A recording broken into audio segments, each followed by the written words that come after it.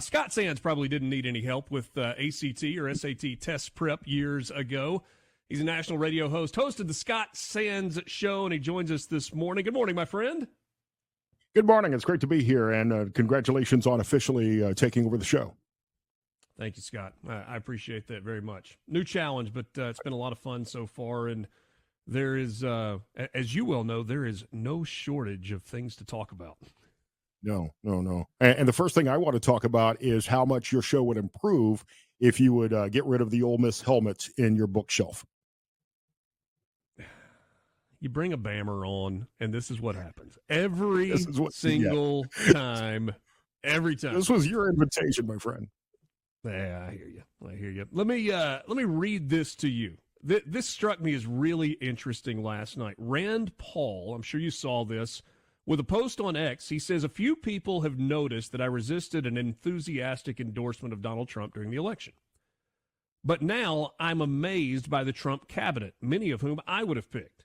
I love his message to the Ukrainian warmongers, and along with his Doge initiative shows I was wrong to withhold my endorsement. So today, admittedly a little tardy, I give Donald Trump my enthusiastic endorsement. Too little, too late, some will say, but, it is sincere. There's that. Don't expect this endorsement to be fawning. I still think tariffs are a terrible idea, but Dios mío, what courage, what tenacity. Go, Donald Trump, go. Is that refreshing? In a way, I mean, I've kind of gone through the same transformation as I think many Republicans have. I mean, just look at vice presidential pick J.D. Vance and how he has changed his tune. We've talked about that before on this show and how he changed his opinion of Donald Trump. I didn't necessarily vote enthusiastically the first time for Donald Trump. I had other candidates I liked, but he certainly has proved me wrong. And there are aspects of his character that I still question, and the way he often behaves. It's certainly enjoyable to watch, that's for sure. I mean, I don't know if you saw any of his speech yesterday, but he never fails to deliver a couple of good one-liners.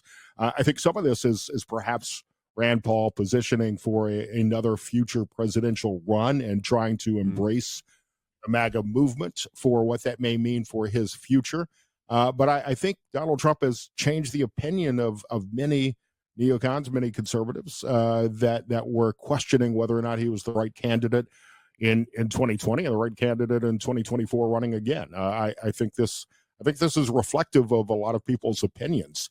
And when it comes to cutting costs, Rand Paul always puts out his annual list of grievances on Festivus. I think that's certainly one way that Trump and Elon Musk have endeared themselves towards Rand Paul. And Rand Paul, one of the more consistently conservative legislators in Washington, D.C. What is it simply Doge and the spending cuts that he's really embracing that you think gets him to this point? Well, I mean, Rand Paul has always had some libertarian tendencies, thanks to his father, Ron Paul. When you start talking about auditing the Fed and Fort Knox, those are things that Rand Paul gets behind. Ending wars and a little bit of isolationism, I think, is right in Rand Paul's wheelhouse. And I agree with Rand Paul about tariffs. I don't necessarily believe tariffs are great for the American consumer in the long run, but as a threat and a negotiating tactic, I think they're great. And one benefit that some of us may enjoy if there are tariffs, especially on Canada, is we may have the more availability of some good Kentucky bourbons moving forward. If you're into that sort of thing. Right. And maybe I am. Perhaps you can see in the background a little bit. Yeah. I was going to say, I mean, I guess we could shift the camera in here and get rid of the Ole Miss helmet, give an alternate view in the background. Volodymyr Zelensky, he's doing a lot of talking, but I feel like he's doing a lot of talking that he doesn't have the ability to back up. The kid who acts like he wants to get in a fight, but deep down he really is hoping that the friend is close by so he can say, hold me back, hold me back, hold me back, when he really has either no intention of actually getting into a fight. I understand that Ukraine has been in a war for a long time, but in terms of mouth writing checks that Heine can't cash, Is that where we are with Zelensky at this point? What is his play right now? I'm not sure what his strategy is at this point, and I have a different opinion than J.D. Vance and Donald Trump and many other conservatives that I believe that we should continue to support Ukraine. I'm not thrilled with the lack of accountability and transparency on where all of our money has gone, and I don't believe the Biden administration supported Ukraine in a way that would have allowed them to win the war quickly and defend their country. I have a lot of friends in Ukraine, a lot of Ukrainians here in Northwest Ohio, who really relocated and started a life here. And I talk to friends of mine in Kyiv on a regular basis that tell me the devastation and the destruction and the terror that Russia's army has brought upon the people of Ukraine. And I do have a concern that if we coddle Vladimir Putin in Russia, that he may not be content. We may see peace in that region for the next 4 years with a peace deal struck, but there's no guarantee that Putin or the next Russian leader in 4 years won't take the opportunity to see a weakness in America and move back into Ukraine. We know that he wants that area as part of Russia, and we know that Putin himself has expansionist plans. So I'm not completely confident that brokering a peace deal that doesn't provide long-term security for Ukraine is the best way to go. But I certainly don't want to see more death and destruction for Ukraine or Russia. Gosh, Scott, there's so many layers to the Ukraine-Russia conversation, right? Because if we just start at the top, I think most people can agree the war needs to end, right? The senseless death Absolutely needs to come to an end. We don't want to send U.S. troops. We don't want to send troops into Ukraine to help the Ukrainian army. Certainly, we don't want to keep sending bucket loads of money without any accountability. If we had sent armor, guns, and planes, and the training to maintain and use those weapons, I think that the Ukrainian people could have won the war. I think the world was shocked that Ukraine was able to hold off the Russian army for as long as they did and have many victories that were unexpected. But isn't the truth of the matter Ukraine never was going to be able to win a war against Russia? I mean, I don't disagree with you in terms of, kudos for the ability to defend yourself, kudos for the resolve to stay in this fight and continue to defend Ukrainian territory that is rightly theirs. But without the support of the United States and Europe to a lesser degree, there was never a scenario where Ukraine was going to win. And so at some point you gotta stop it, right? You would think if Russia had been able to fully control Ukraine, I think we would have a much more dangerous situation of urban warfare and local terror, because the people of Ukraine do not want to be under Russian control. And if Russia was victorious completely and completely took over the territory, I think we would see a lot of guerrilla warfare in the streets. But then there's the next layer, and that is the role of the European Union and NATO. And you get the J.D. Vance speech. I feel like all of this is tied together at the Munich Security Conference. I guess it's been a week ago now, where he basically says to Europe, you're not what you used to be. You're not standing up for the ideals that you used to stand up for, and you're not contributing what you need in terms of defense. And at some point, the American gravy train is going to stop.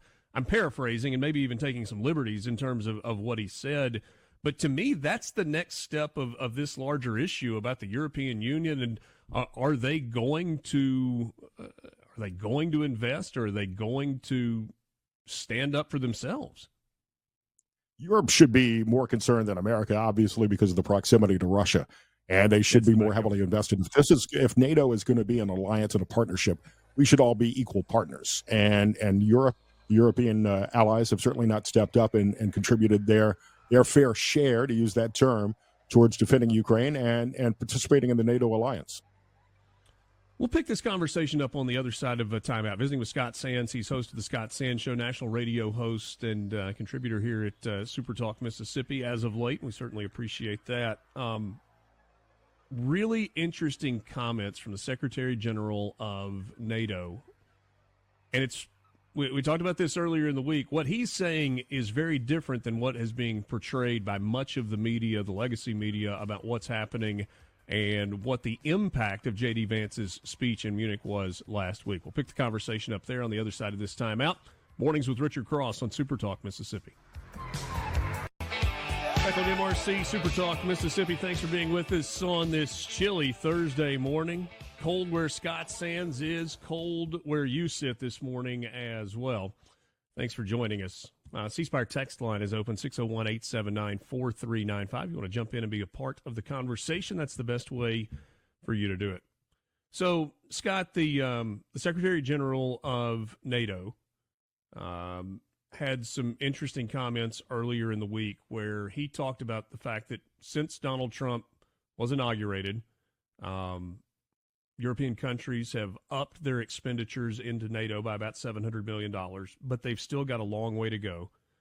And he didn't paint the United States as quite the same villain that much of the media has painted the United States over them saying, look, Europe's got to contribute more, and if they don't, you're going to be on your own. We'll back out of this. I think the United Nations may want to sit this one out. When you look at their success rate in places like Bosnia, Rwanda, they've had more failures than Mississippi State's football team this season. Sorry, I know I'm not making friends this morning, but they may want to sit this one out when you talk about shots. If you're keeping score at home, he is offended the folks at Oxford, offended the folks in Starkville, making friends and influencing people. Scott Sands. Hattiesburg, you're next. No, I love I love Ole Miss and State and USM. This is a power grab for the United Nations, we don't believe you. Which is afraid of losing their relevance under Donald Trump. And I think many Americans agree that the United Nations has been a complete waste of taxpayer money and has been largely ineffective around the world, whether it be in wartime conflicts, whether it's dealing with the COVID-19 pandemic and numerous other issues you could list.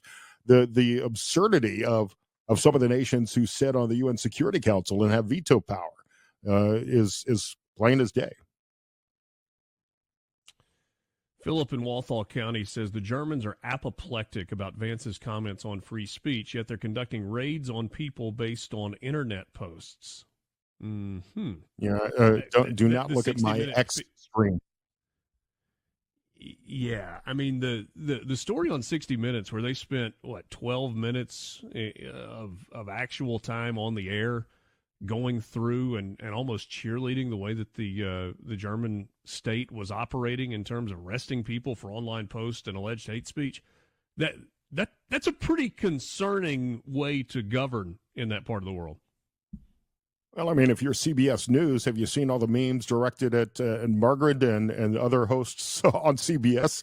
They're probably in favor of that kind of policy to defend their own reputation. Yeah, maybe so.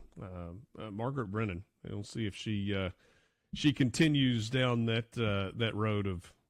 I mean, it's been bad. I mean, it's every single week on Face the Nation. There's a new clip, a new meme from Margaret Brennan where you're like, how are you doing this? Like, what do you know? Who's writing her scripts and allowing this to continue? Yeah. Kash Patel. We got the timeline from Mark Wayne Mullen, the senator from Oklahoma, says that cloture vote comes this morning, and at 1:45 Eastern time this afternoon, he is going to be confirmed. What's that vote going to look like? Probably about the same as it has been on the last couple of nominees, probably a 51-49 or so line, just barely enough. Last time I was on your show, Richard, I believe I said it wouldn't surprise me if at least one of these nominees failed to pass, but the fact that RFK has made it through, Kristi Noem made it through, I think it's looking good for Kash Patel. That's going to energize much of the MAGA base, but it's going to be a very narrow vote. Senator Cindy Hyde-Smith was on with me yesterday, and I asked her this. There obviously were Republicans who had serious and legitimate questions about a lot of the cabinet nominees proposed by Donald Trump, and yet we have seen confirmation after confirmation. I'm wondering if the resolve of Republicans has changed based on the grandstanding that we've seen from some Democrats during these confirmation hearings, to the point where even people are like, I'm not sure that that's really the person that I want in this cabinet position as a Republican, but they see the sideshow and the craziness that people like, whether you're talking about Chris Mitchell or you're talking about Elizabeth Warren or pick your senator. Has that helped the cause of these nominees by Donald Trump? Are you saying that Republican senators have suddenly developed a spine, a backbone? That would surprise me, at least long term. Look, I think it's I think it's valid to question some of the credentials and potential agendas of some of these nominees.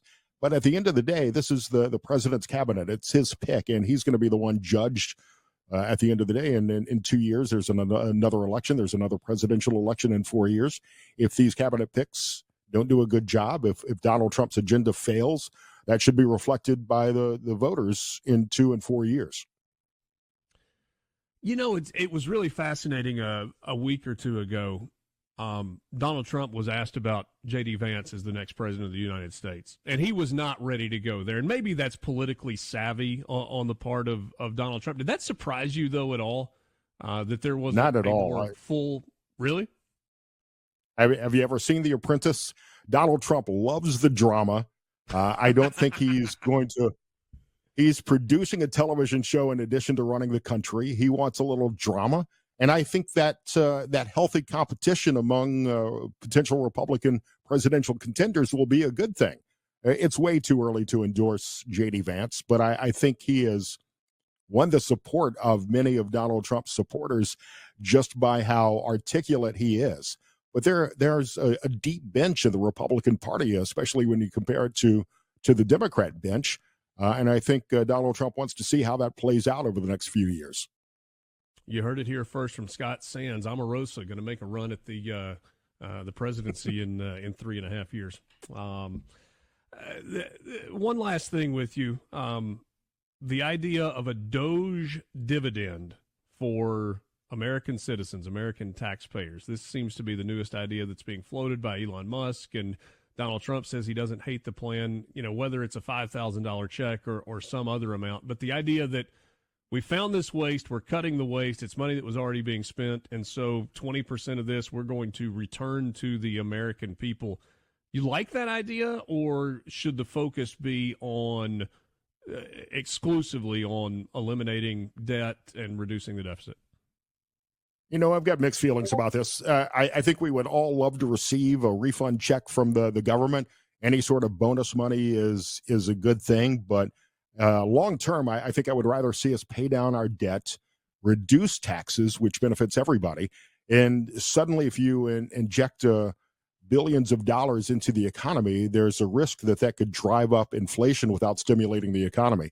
I don't know if you're a fan of The West Wing. I think Jed Bartlett might be the only Democrat I would vote for as president. But there seems to be a scene for everything happening in the world today out of West Wing. And if you look at their experience with stimulus checks, many Americans right now with our economy and the credit card debt we have would probably use it to pay down credit card debt rather than going out to make a retail purchase, which would, in fact, stimulate the economy. You just send out a bunch of money. There is that risk that it will drive up inflation even higher than what it is today. I'd rather pay down the debt and figure out a way, enact the long-term tax cuts and Jobs Act and help the economy long-term rather than a short-term stimulus, which was, if you'll recall, largely ineffective during COVID. It's funny you say that about the West Wing, because I feel like we are living in a world right now where television characters have become real life. Like, we are living in a world that is a combination of President Jed Bartlett, Senator Frank Underwood, and then some combination of Axe Capital and Chuck, the U.S. Attorney. There is an X account which I follow.